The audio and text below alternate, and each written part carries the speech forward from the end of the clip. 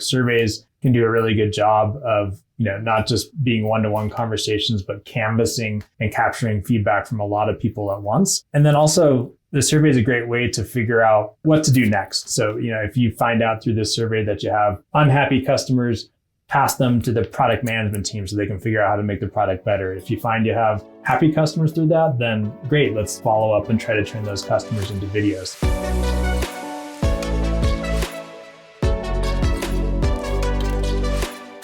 All right, folks, welcome to another episode of the State of Customer Storytelling podcast. My guest today is Evan Huck. Evan is CEO and co-founder at UserEvidence. UserEvidence is a SaaS platform that enables you to capture and automatically publish verified proof points, ROI data, and customer success stories from your users. Previously, he has been a sales leader and held a number of sales positions at Tech Validate, and then later when Tech Validate was acquired by SurveyMonkey, he also served in the sales and sales leadership at SurveyMonkey. So he's a lot of expertise in this space. So Evan, welcome to the show. Thank you, Sam. I'm excited to be here. Appreciate you having me. Absolutely. So just to start off, tell us a little bit more about UserEvidence. What is UserEvidence? Yeah, so we're a fairly early stage startup, and we're software built for B2B tech marketers and specifically customer marketers to really create stories, success stories and proof points from their customers at scale. So a lot of our customers, they have a large customer base, and it's hard to create case studies manually. So UserEvidence is a way to create libraries and arsenals of evidence and proof points and data points and testimonials and reviews from a diverse range of your customers really quickly. And what insight did you have that kind of led you to, start the company and pursue, this particular this mission? Yeah, so I approached this from the sales side, and I was an enterprise sales rep. And in deals, I would always get asked, who do you work with that looks like me, that we can speak to or that we can see a case study from? So if I'm talking to a bank, I want to see another bank that has a similar use case. And I would always have gaps, and I would go to marketing, say, hey, can we get another case study in insurance or the retail industry? And they'd be like, no, we're only doing 4 this year and that's not on the list. Or yes, you can, but you need to go out to your customer and get approval to do that. And so I'd try and they would always say no.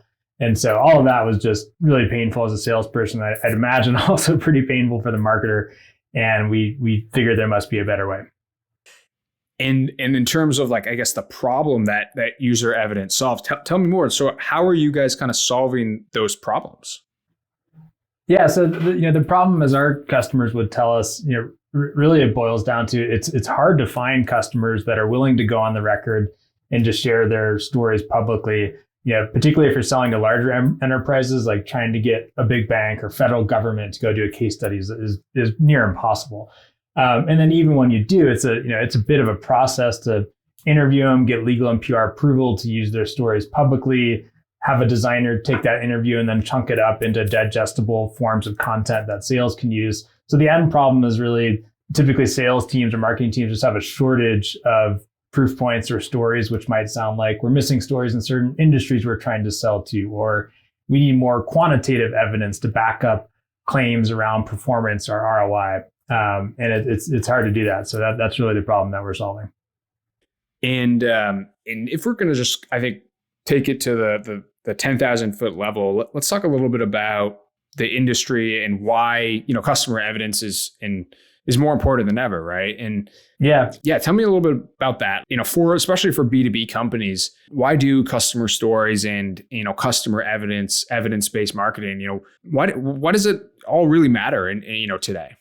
Yeah, I think it's increasingly important, partially because of a generational shift in just how we buy stuff. Like, it's probably weird, but I'll do 15, 20 minutes of research on what's the best toothbrush. And I'll go to sites, read top 10 toothbrushes. And when I go to Amazon to actually buy it, I want to make sure it's got at least 400 reviews and at least a 4.7 rating. So I think the method of how we evaluate products to sell in our own personal life has now, as we kind of grow up and become decision makers in our own companies, has flowed over into how we evaluate B2B products. I think, back in the day, it's probably sufficient to have a couple good looking case studies and a video, and you see some brands that you recognize, and you're like, cool. But now you're like, wait a second, like I need to be a little bit more scientific about this. Like how does this vendor have evidence about how they've worked with someone in my industry that's a similar size and in a similar use case and similar challenge? And I'm probably not going to feel comfortable unless there's sufficient evidence to demonstrate they've worked with someone in my shoes now. 100%. And one thing we always say is it's trust builds revenue. Like nothing happens before there's trust. So yeah, it is true. And one thing we were talking a little bit about in the pre-show, this is setting a strategy. So like if I'm a marketer who's listening to this and I like what I'm hearing, but I maybe feel like I haven't, I need to catch up or I'm a little like behind, what tips or, perspective would you share for someone who's just kind of wants to get started, and actually figure out, their strategy first and foremost, as it pertains to achieving all those things that you talked about, having more customer evidence, filling those gaps? Yeah. First of all, you're not alone. I think like today as a customer marketer or just a marketer in general, like there's so many different types of evidence and customer success stories now to keep track of. Like you have big, well-produced videos, you have kind of selfie software and low-produced videos, you have testimonials, the emergence of review sites like G2 Crowd and Gartner Peer Insights and Trust Radius. And so you need to figure out like, how do I take a finite, scarce like resource, which is the customer base, which we need to protect, and serve them up in a way that we can reproduce these stories across all these different channels. So where to start? I think cover your main customers first. Like you do need your logos on your website. You do need a couple of good videos. Like you do need your major case studies. But then if you're a small team, you have to start figuring out ways to scale and use kind of one-to-many approaches to collect evidence and feedback and stories at scale. So that's where things like surveys can do a really good job of, not just being one-to-one conversations, but canvassing and capturing feedback from a lot of people at once. And then also the survey is a great way to figure out what to do next. So, if you find out through this survey that you have unhappy customers, pass them to the product management team so they can figure out how to make the product better. If you find you have happy customers through that, then great, let's follow up and try to turn those customers into video. So I think getting a pulse with your customer base and understanding who's happy and who's not and where they're at in their customer journey before dictates then, an intelligent set of next steps or actions or advocacy activities that follows from that. And yeah, 100% agree. And I love the point about, you can get through the survey, you can kind of determine who those hand raisers are that are willing to do some of the more in-depth advocacy activities, like you mentioned, video, et cetera. And having that survey at scale is a great way to identify them. Now, we've talked about surveys. Obviously, there's a lot of basic survey tools. However, I know UserEvidence is very different and very unique and purpose-built for customer evidence. Just to give a little context for our listeners, can you tell me about that? And like, what's different, with UserEvidence than like what most people think of as like one of those survey tools, right?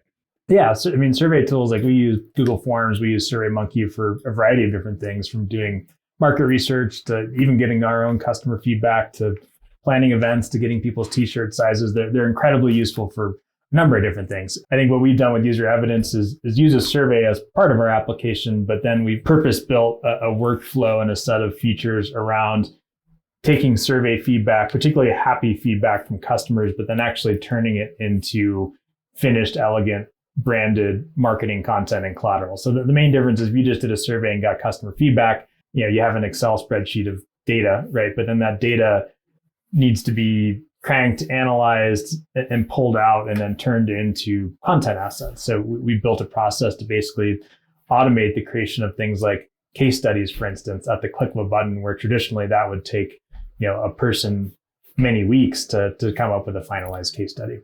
So it sounds like, so if I'm, using UserEvidence, I can send the survey, I get all that great content, and then instead of trying to figure out, I have to get this designed, et cetera, et cetera. I can kind of just auto magically design it. Is that fair to say? I can sort of like click a button and it segments the best quotes, it designs it, and I got my quote cards, I've got my slides, I have like a one pager. Is that basically fair to say?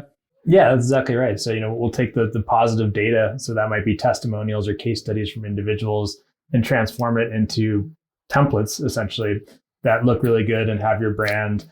Or it might be statistical evidence where it might quantify things like ROI, and you might create a statement that said 80% of our customers saw ROI in 4 months or less. So we've been really inspired. There's a whole set of what I would call citizen design tools like Canva and Infogram that do a really good job of taking a normal person like you or me and allowing them to create cool looking documents that are really well done. And so we're trying to democratize that design ability for normal marketers that have no design background to still create really good finished content and collateral that fits beautifully into a website or a sales presentation. Love it. Hugely valuable. And so if you're currently just using surveys and you're manually kind of handling that design, there you go, UserEvidence. That will solve a lot of your challenges there. You said you wanted to talk about this kind of idiom of using the whole chicken as it pertains to, customer advocacy and customer evidence. Tell me more about that. What do you mean by using the whole chicken?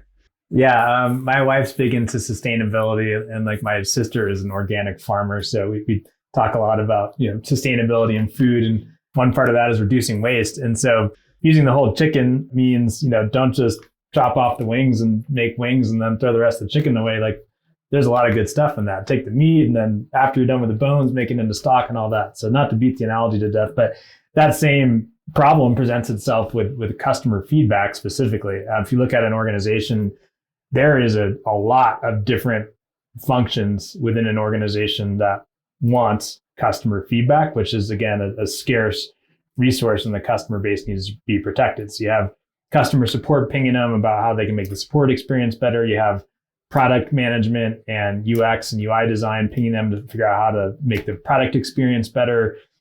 People are paying G2 and Gartner to send emails to get reviews. They're asking them to do videos, to do case studies. So you have all these people asking customers, hey, can we get your time for some sort of feedback? But right now, it's very single purposed in the way we do that. Like, G2 is a good example where we'll go out and say, hey, do you mind leaving a review? And we'll ask that to everybody, even unhappy customers. And we'll just say, okay, if you're not happy, we don't want that, and we'll throw it away. Same thing with product feedback. We'll say, hey, is there anything we can improve? Someone says, no, I love it. Great, we're done with that person. And there's an opportunity to be more intelligent about what kind of feedback we're asking, depending on where that person is in the customer journey and how happy they are. So for instance, if they are happy, maybe a good opportunity to get product feedback, but maybe a better opportunity to get a video or a case study versus someone that's unhappy.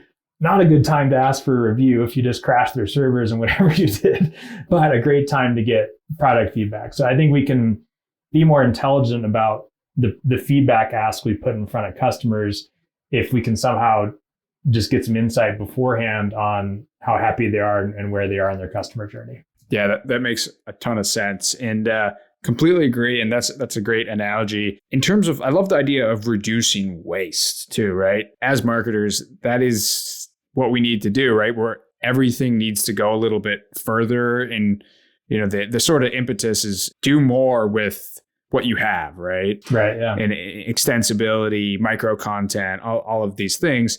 If we're going to talk, I guess, about reducing waste, I'm curious, like specifically for like the customer advocacy side or customer, evidence side, where do you see, I'm curious, is there a place where you see like a lot of waste, happening, right now, like currently? Yeah, I mean, I think the micro content's a great example of a solution to a waste problem, right? Like, we put a ton of effort into getting a marquee customer to do a video, for instance, and we put a ton of production money into that. There's a long tail of content snippets, snackable, digestible, potential cool content you can create from that doesn't happen. So I think the whole concept of taking longer format content and chunking it up into different formats, but also the concept of creating variants or kind of different templates or themes or skins around content that are appropriate for different channels is really interesting as well. Even with a video, just creating different kind of preview screens for LinkedIn and social versus what you would show in a longer white paper download. So I think that the method there is kind of varying the attention span or length of the offer for the appropriate channel. And chances are, like, there's already a lot of good potential content that you put a lot of work into. There's probably a way to kind of chunk it up into different formats to get a lot more life out of that content. Like this podcast, for instance, we will take pieces of this and we will use it for a long time. So things like that can be very useful. 100%. Yeah. And that's a great example, right? We're going to chop this up. We're going to distribute it on social and really, turn it into that micro content, and customer content should be no different. It's so true. And in terms of another thing that you mentioned when we were, in the pre-show, is like, you guys are passionate and care about telling the story of the little guy or the little gal, right?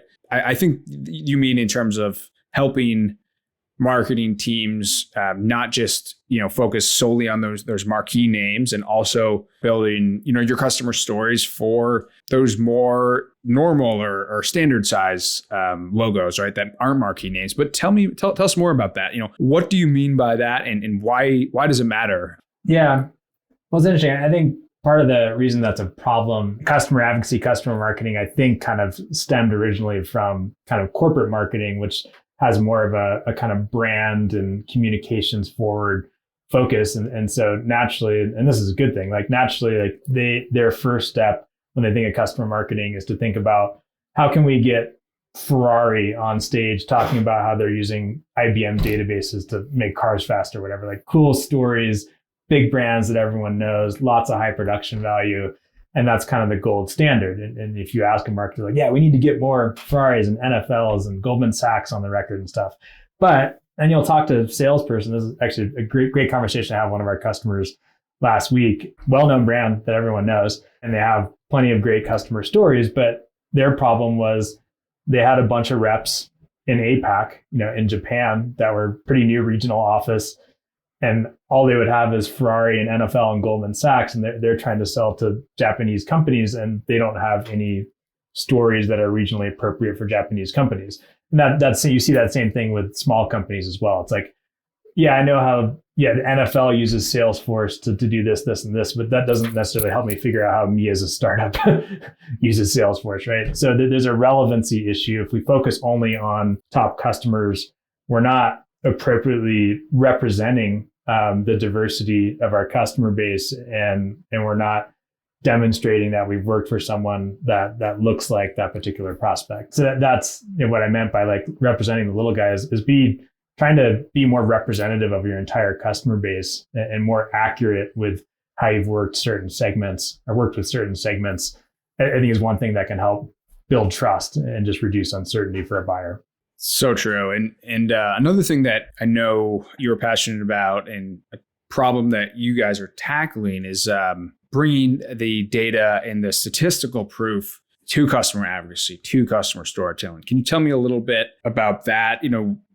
What do you see changing, and what's your core belief there as it really, as it pertains to, data? Yeah, it's a great question.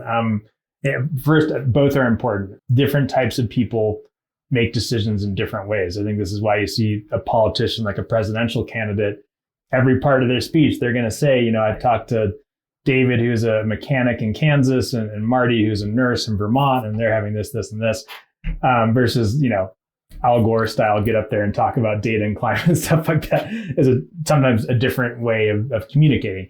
Both are important. I think on the data side, it's important for those people that are more analytically minded, like me when I buy stuff, to present that more evidence-based argument or story about how your product's going to deliver return on investment or increase pipeline generation or whatever the metric is that they're trying to measure. A good example, I'm evaluating right now data providers. We're looking at ZoomInfo, which is obviously the most well-known in the category and costs a lot of money. And then we're looking at another vendor, less well-known, less money, but claims that they have 40% better mobile number data than ZoomInfo. awesome. Like if that was true, like that'd be sweet. We would buy them, but I have no way to verify that. That's just their claim. And I'm probably going to go with the safer option just because I know ZoomInfo's name, even though this other vendor might be better.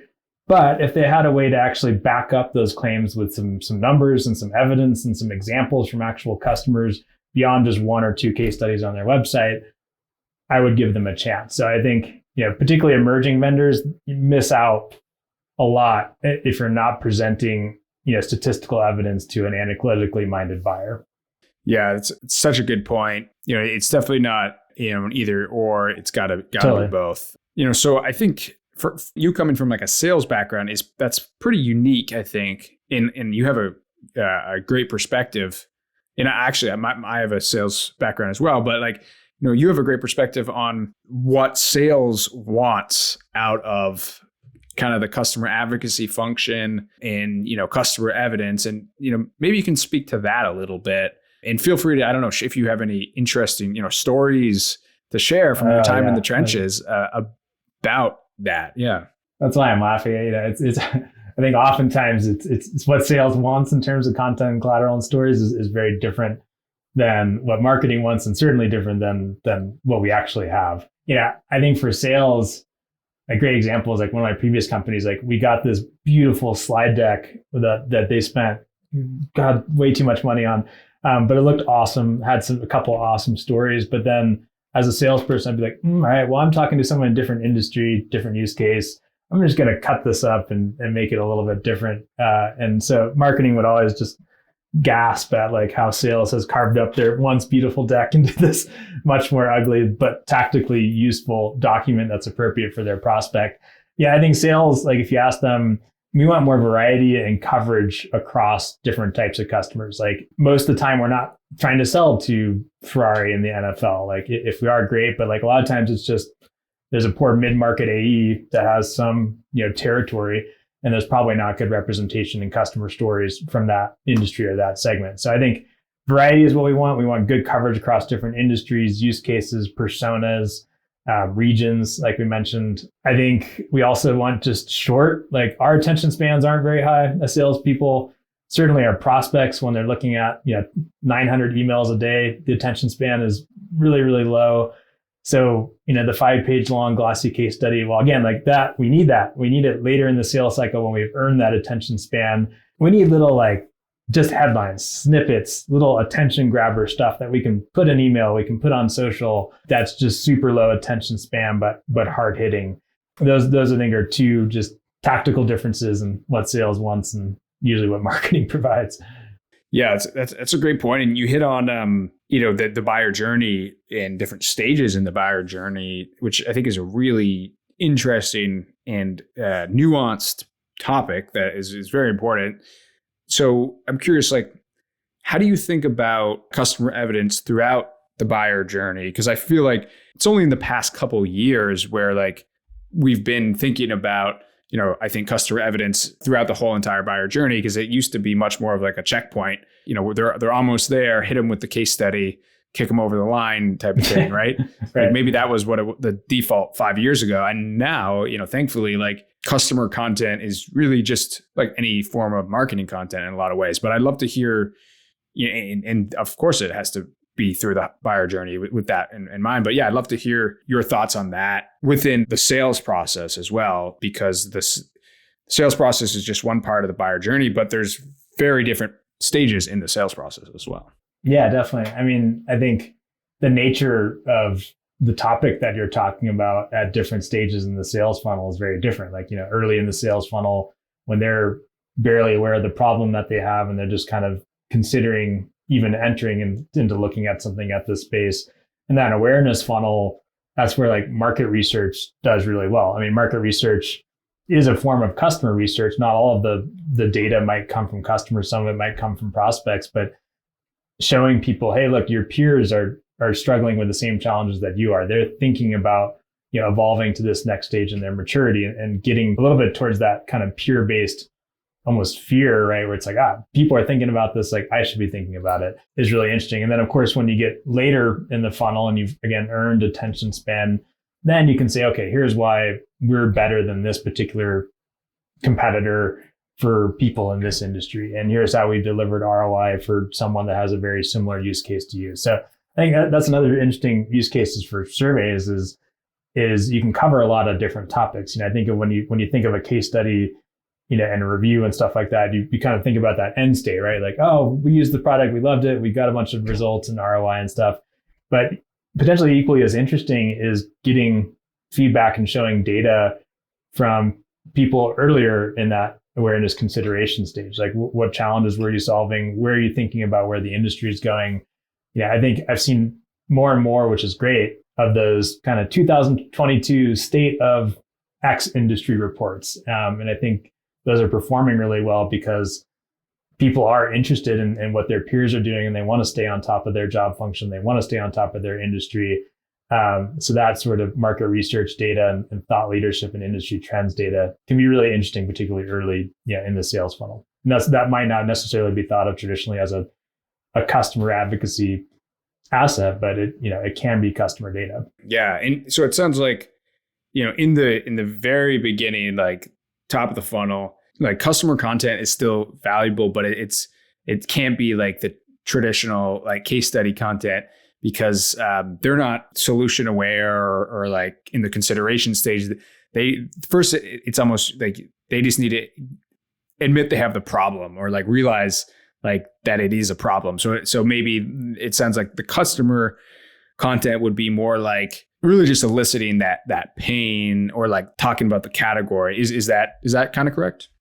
Yeah, I think that's right. And I think, here's an example to add something specific to it. Let's say Salesforce published a survey of 279 sales leaders from companies in 0 to 10 million ARR that are SaaS companies, and talked about the report was, 2022's how remote working has changed outbound prospecting. And we asked 272 Salesforce customers. I would download the report. That's incredibly interesting, right? It's timely, it's relevant, it speaks to a huge problem that we have. I don't need to know what Salesforce does at all yet. I don't care, but it's Salesforce customers and I want to read it. And then when I get further, I can then read case studies and stuff like that. But bringing forward substantive, timely data and research about your customers or the market, that's going to get eyeballs, right? Just because, again, it's so important for people to stay on top of that stuff. Absolutely. And I think we've sort of hit on it a little bit in various shapes and forms, but I'm curious, how do you think about the different mediums of customer evidence? Maybe the big three being written case studies, third-party reviews, and then customer videos. How do you sort of just kind of compare or contrast those different formats? And obviously, it's not a either or thing, right? Yeah.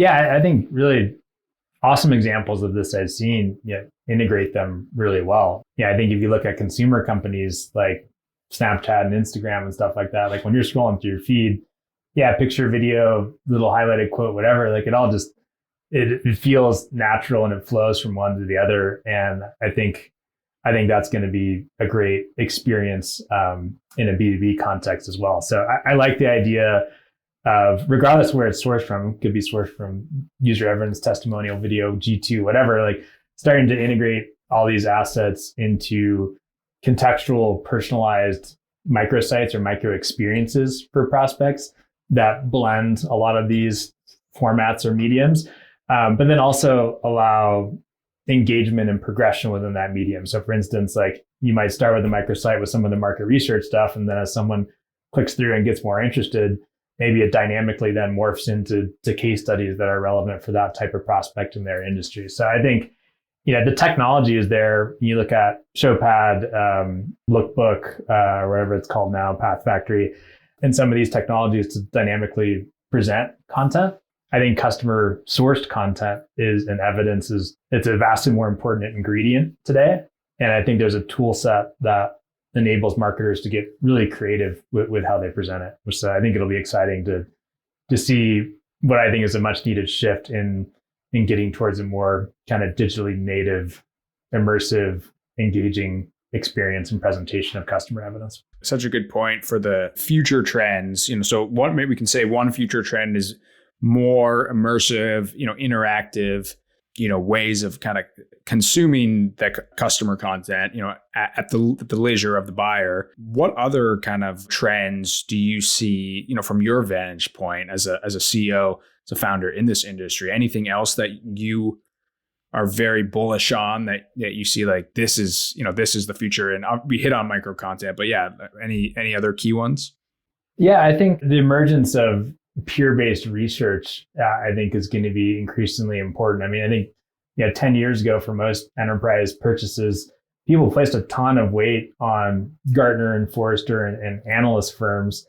And I would wager there's some chunk of the audience today that probably has never heard those names. And who cares? Like, we don't, like, why am I going to need to go look at some stodgy person talking about some new technology that I know my friends know better than they do, right? So I think it's really interesting, like what G2 and Trust Radius and those folks are doing. On the other hand, like that's getting kind of noisy too, and there's definitely some manipulation of those review sites as well. So I think it's going to be, because it's so noisy, like trust is becoming so much more important, and I think it's going to be very interesting to see who becomes trusted sources. One idea that I had that I think is really interesting, and like I got this from just like joining cool Slack communities around product-led growth and customer marketing, is like references and case studies from people that I know are experts and the community weights as experts are vastly more important to me than somebody random saying, yeah, I love this stuff. So I think we'll see kind of like micro influencers in a way, but kind of micro analysts or micro experts pop up as experts in their particular domain that have an outsized influence on how people make decisions. So again, I think it becomes more, it's a cool shift. It's what I would call a democratization of influence to people that are probably like practitioners and people that actually have hands-on experience that are probably better suited to comment on the strength of someone's technology or product. It's such a good point in terms of I also think in terms of like the trust factor and how it's going to change, and like even in our space at Testimonial Hero, there's deep fakes, right? Or in video are right. Incoming. It's already being used for like fake consumer reviews, or like just like some stuff with like an actor who it's like Tom Cruise endorses the commercial, but because he films it as a deep fake, he doesn't need to show up on set and it's done, So like augmented media is a whole interesting thing. But yeah, to your point, it's like the credibility of the individual and the fact that them, and it only becomes more important because then if you're connected with them on LinkedIn, you can literally go and ask them, say, hey, like I saw you, were in that video testimonial for company X. Anything like you'd add to that? Like, do you really love the product? And then, you can sort of, there's like that manual verification if you know them or if you follow them, and I think that is thankfully like what we can do in B2B that we can't really do on the consumer scale. Sure. Yeah, definitely. Yeah. Thank you, LinkedIn, for giving us the ability to verify for the most part. Yeah. I really interesting, like that you brought that up, and that's another future idea is like customer stories right now are almost always static, right? And they're one way. It's a story that's going out. It's not a conversation at all. And I think people will start to bring in an element of conversation where, like you said, like you can actually ask. You might even get paired with someone dynamically that's in your industry and a similar type of use case and say, here, look, here's a reference that's good for you. And it's not the old school format of like, let's set up a reference call, which sounds scary and terrible. Like just a more fluid, socially native dynamic conversation, I think is a really interesting concept to us. 100%. Evan, this has been great. For folks listening, how can they, get in touch and learn more about yourself and connect with you, and also learn more about UserEvidence? Yeah, just ping me directly. I'm Evan at UserEvidence.com, EVAN at UserEvidence.com. Also on LinkedIn, Evan Huck. So would love to talk. This is obviously a fun topic for us and something that we think a lot about. So eager to hear feedback. Wonderful. Thanks so much, Evan. And we'll have to have you on for round 2 sometime.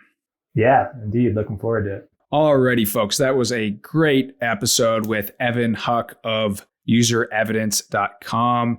Some really good stuff that we hit on around, reducing waste in customer feedback. And just that, I think that's just such a powerful image, powerful metaphor to think about. So that's something that we should all be asking ourselves. It's like, where's the waste in our process right now? And how can we be more sustainable, to use that metaphor, with our customer marketing, with our customer evidence and our customer feedback? Talked a lot about, micro content and the power of, the snackable content in, today's day and age. And, especially for distributing that content over social, needs to be snackable. We talked a ton about the power of evidence and data and statistical proof, and definitely recommend checking out userevidence.com. That's, one of the key things they focus on is getting those data insights. And yes, this has been the State of Customer Storytelling podcast. I'm Sam Shepler with Testimonial Hero. And if you have any other folks that you'd love to hear us chat with, shoot me an email. My email is sam@testimonialhero.com. We're always looking for new guests for the show. And until then, we look forward to seeing you in the next episode.